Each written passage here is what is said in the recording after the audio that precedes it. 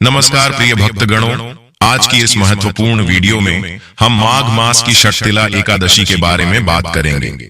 आज हम आपका कंफ्यूजन दूर करेंगे कि आपको षटतिला एकादशी व्रत कब रखना है, 24 जनवरी या फिर 25 जनवरी को। लेकिन वीडियो को पूरा देखिएगा, तभी आपकी कंफ्यूजन दूर होगी। तो आज की विशेष वीडियो में आप सभी जानेंगे कि षटतिला एकादशी इतनी महत्वपूर्ण क्यों है, और जानते हैं माघ मास कृष्ण पक्ष वर्ष 2025 षटतिला एकादशी व्रत के शुभ मुहूर्त के बारे में, पारण समय के बारे में, व्रत के नियमों के बारे में, पूजन विधि के बारे में, व्रत के दौरान क्या करना चाहिए, नहीं करना चाहिए, इस दिन किस चीज का दान करना चाहिए, और इस दिन खास करके के किन बातों का ध्यान रखना चाहिए। एकादशी और द्वादशी तिथि कब से कब तक है, पूजा का शुभ समय क्या है, राहुकाल का समय क्या है, व्रत का पारण किस दिन करेंगे और किस चीज से करें, हरिवासर कब से कब तक है, सारी बातें आज की इस वीडियो में जानेंगे। तो आप अंत तक वीडियो में बने रहिए। वीडियो शुरू करने से पहले एक बार पूरी श्रद्धा के साथ कमेंट सेक्शन में लिखिए, जय श्री हरि विष्णु। भगवान हरि की कृपा आप सभी पर सदैव बनी रहेगी, और वीडियो को लाइक करके हिंदू रिलीजियस टेल्स चैनल को सब्सक्राइब अवश्य कर लीजिए। प्रिय भक्तगणों, माघ मास के कृष्ण पक्ष में पड़ने वाली एकादशी, जिसे इसे षटतिला एकादशी व्रत के नाम से जाना जाता है, इस दिन भगवान विष्णु, माता लक्ष्मी और भगवान विष्णु के श्री कृष्ण स्वरूप का पूजन किया जाता है। यह एकादशी का व्रत आपके सभी प्रकार के पापों को नष्ट करने वाला होता है। हर माह के कृष्ण पक्ष और शुक्ल पक्ष की एकादशी तिथि के दिन एकादशी का व्रत किया जाता है, और हर एकादशी व्रत का अपना विशेष महत्व माना गया है। इसी प्रकार से माघ मास के कृष्ण पक्ष में पड़ने वाली षटतिला एकादशी व्रत का अपना विशेष महत्व है। इसे एकादशी या 11 के नाम से जाना जाता है। एकादशी व्रत के प्रभाव से व्यक्ति के सभी प्रकार के पापों का नाश होता है। इस व्रत को करने से सभी किए हुए पाप नष्ट हो जाते हैं। इस व्रत को करने वाले को इस दिन तिल स्नान, तिलों से उबटन, तिल हवन, तिलों का आहार तथा तिल वाला भोजन करना चाहिए। इस दिन भगवान श्री कृष्ण और भगवान लक्ष्मी नारायण का पूरे विधि विधान के साथ पूजन करना चाहिए। इससे भगवान अति प्रसन्न होते हैं और सभी प्रकार के पापों को नष्ट करते हैं तथा वैकुंठ लोक की प्राप्ति होती है। एकादशी का व्रत करने वाले व्यक्ति के पाप और ताप नष्ट होते हैं, तभी उनके पुण्यों का उदय हो पाता है। उसके बाद सभी प्रकार के सांसारिक सुखों की प्राप्ति हो पाती है। एकादशी व्रत जो भी लोग करते हैं, उन्हें व्रत के लिए 10वीं के दिन से ही नियमों का पालन करना चाहिए। 10वीं तिथि के दिन सूर्यास्त से पहले भोजन ग्रहण करना चाहिए। उसके बाद दांतों को अच्छी तरह से साफ करके रात्रि में ब्रह्मचर्य का पालन करते हुए भगवान राम का स्मरण करते हुए सोना चाहिए। और एकादशी तिथि के लिए सुबह ब्रह्म मुहूर्त में उठ करके सभी नित्य क्रियाओं से निवृत्त होकर के गंगा नदी में या घर के नहाने के पानी में थोड़ा सा गंगा जल मिलाकर के स्नान करना चाहिए। इस दिन खास करके तिल स्नान का विशेष महत्व है, और तिल का उबटन लगाने का विशेष महत्व है। तो तिल का उबटन लगा करके तिल के पानी से स्नान करना चाहिए। इससे अनंत गुणों की प्राप्ति होती है। स्नान करने के बाद शुद्ध वस्त्र धारण करें। उसके बाद व्रत का संकल्प लेना चाहिए, भगवान से प्रार्थना करनी चाहिए, हे भगवान विष्णु, माता लक्ष्मी, भगवान श्री कृष्ण, मैं षटतिला एकादशी का व्रत करने जा रहा हूँ या करने जा रही हूँ। आप हमें आशीर्वाद प्रदान करें, मेरे सभी प्रकार के पापों का नाश करें, जीवन के सभी पाप नष्ट हो। और जब पाप नष्ट होते हैं तभी पुण्यों का उदय हो पाता है। तो भगवान से प्रार्थना करें। आपके मन में जो भी कामना हो, सब भगवान को बोलें कि हे प्रभु, मेरा यह व्रत सफलता पूर्वक पूर्ण हो, मेरी सारी मनोकामनाएं सफलता पूर्वक पूर्ण हो, आप हमें आशीर्वाद प्रदान करें। इस प्रकार से भगवान से प्रार्थना करें और इस दिन व्रत धारण करें। जो लोग शारीरिक परेशानी के कारण इस दिन उपवास नहीं रह पाते हैं, वो लोग एक समय में फलाहार ग्रहण करें और भगवान का इस दिन सुबह और शाम के वक्त पूरे विधि विधान के साथ पूजन करें, कथा श्रवण करें। भगवान की आरती करिए। रात्रि में जहां तक हो सके जागरण का कार्य करना चाहिए। अगर एकादशी के व्रत में जागरण करते हैं तो उसका कई गुना महत्व बढ़ जाता है। एकादशी के व्रत के दिन जागरण करते हुए अगले दिन जाकर के द्वादशी तिथि के दिन सुबह स्नान कर लीजिए।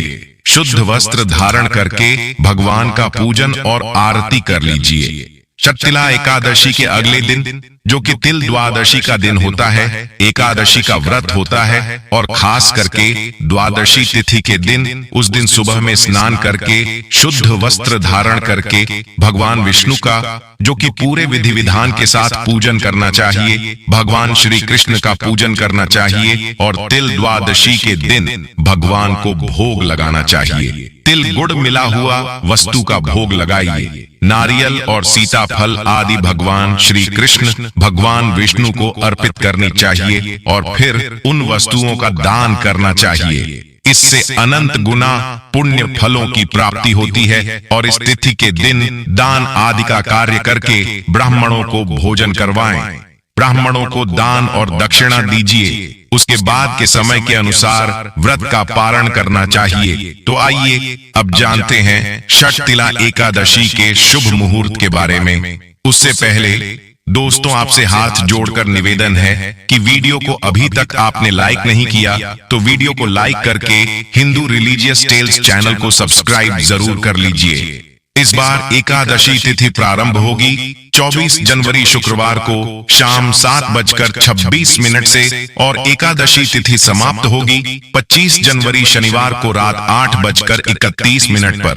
इसलिए इस बार केवल 25 जनवरी दिन शनिवार को ही षटतिला एकादशी का व्रत रहेगा। एक दिन पहले यानी शुक्रवार को दशमी तिथि के नियमों का पालन किया जाएगा। द्वादशी तिथि प्रारंभ होगी 25 जनवरी शनिवार की रात 8:32 से। इसी के साथ हरिवासर का समय भी शुरू हो जाएगा और द्वादशी तिथि समाप्त होगी 26 जनवरी रविवार को रात 8:54 तक। पर एकादशी यानी 25 जनवरी शनिवार को ब्रह्म मुहूर्त का समय सुबह 5:36 से 6:24 तक रहेगा। सूर्योदय होगा सुबह 7:13 पर, सूर्यास्त शाम 6:05 पर होगा। प्रातःकाल पूजा का मुहूर्त सुबह 5:53 से 7:13 तक। शाम की पूजा का मुहूर्त शाम 5:52 से 7:14 तक रहेगा। राहु काल सुबह 9 बजे से 10:30 तक रहेगा। सुबह की पूजा जहां तक हो सके राहु काल का समय शुरू होने से पहले तक कर लेनी चाहिए। द्वादशी तिथि यानी 26 जनवरी रविवार को सूर्योदय होगा सुबह 7:12 पर, सूर्यास्त शाम 6:06 पर। ब्रह्म मुहूर्त सुबह 5:36 से 6:24 तक। प्रातः काल पूजा मुहूर्त सुबह 5:52 से 7:12 तक रहेगा।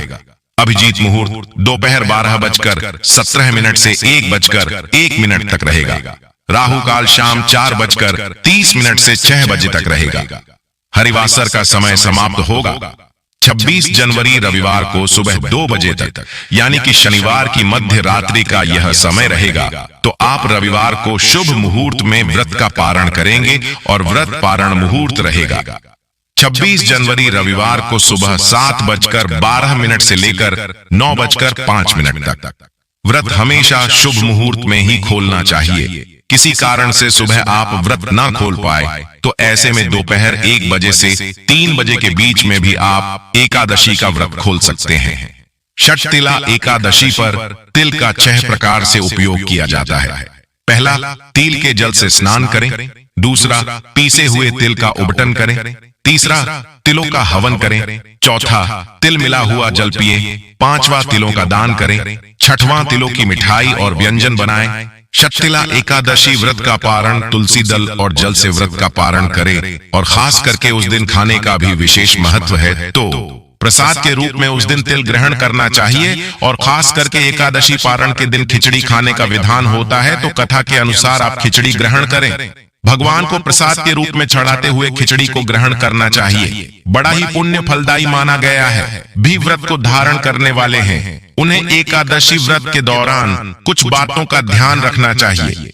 जो भी एकादशी का व्रत करते हैं उन्हें एकादशी व्रत के दौरान किसी के ऊपर क्रोध नहीं करनी चाहिए, किसी के प्रति ईर्ष्या भाव नहीं लाना चाहिए। व्रत के दौरान ब्रह्मचर्य का पालन करना चाहिए, किसी से भी कटु शब्द नहीं बोलना चाहिए, अपने से बड़ों का सम्मान करना चाहिए, महिलाओं का बिल्कुल भी अपमान नहीं करना चाहिए। जहां पर भी महिलाओं का अपमान होता है वहां से माता लक्ष्मी रुष्ट होकर चली जाती है, तो महिलाओं का अपमान नहीं करना चाहिए और पूरी श्रद्धा भक्ति भाव के साथ ही व्रत को धारण करना चाहिए। व्रत के लिए अगर मन में श्रद्धा हो, विश्वास हो, तो उस व्रत को जरूर करना चाहिए।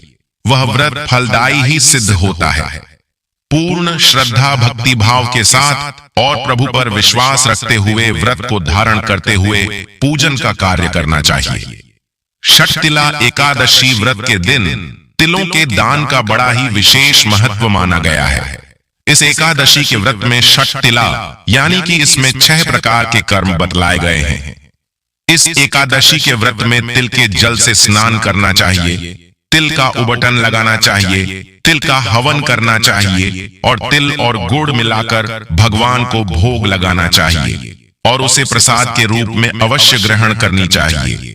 इससे अनंत गुना पुण्य फलों की प्राप्ति होती है। एकादशी के दिन चावल नहीं ग्रहण करने चाहिए, तामसिक वस्तुओं का प्रयोग बिल्कुल भी ना करें।